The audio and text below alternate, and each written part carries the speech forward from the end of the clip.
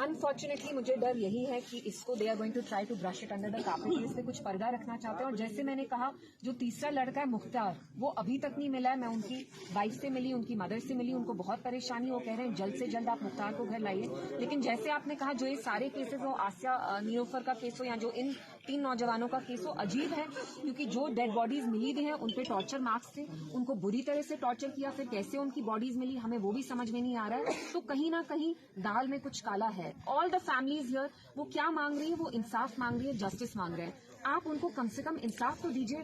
2 उनके जो नौजवान बेटे थे, एक 18 साल का, एक 25 साल का, उनकी दिन दहाड़े ऐसे मौत हुई इतनी मिस्टीरियस सर्कमस्टांसेस में। All they asking for is justice. आप उन पे डंडा चला रहे हैं। यहाँ की जो डीएसपी है उनके अगेंस्ट कोई एक्शन नहीं किया गया। मैंने खुद वीडियो चलाया ट्विटर पे, कैसे वो लेडीज को लात मार रहे थे। तो पुलिस में आप ऐसे ऑफिसर्स को क्यों प्रोटेक्ट कर रहे हैं जो यहाँ एक दहशत फैला रहे हैं? आखिर में आप इस केस के मुताबिक क्या कहना चाहते हैं और आपका क्या स्टैंड रहेगा, आपकी पार्टी की तरफ से क्या स्टैंड रहेगा? हमारा ये स्टैंड है कि सबसे पहले यहाँ जो मुख्तार हैं, जो तीसरे नौजवान हैं, जो 40 दिन से मिसिंग है, जल्द से जल्द serious search should be launch. उनको आप लोकेट करिए, उनकी लोकेशन लोकेट करिए।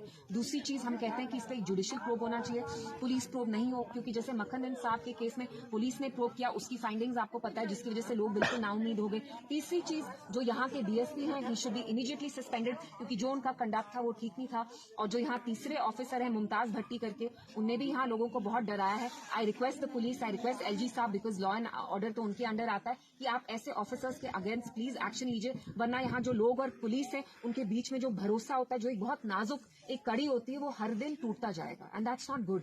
जब लोग पुलिस यहाँ दहशत करेगी तो यहाँ के लोग कहाँ जाएंगे?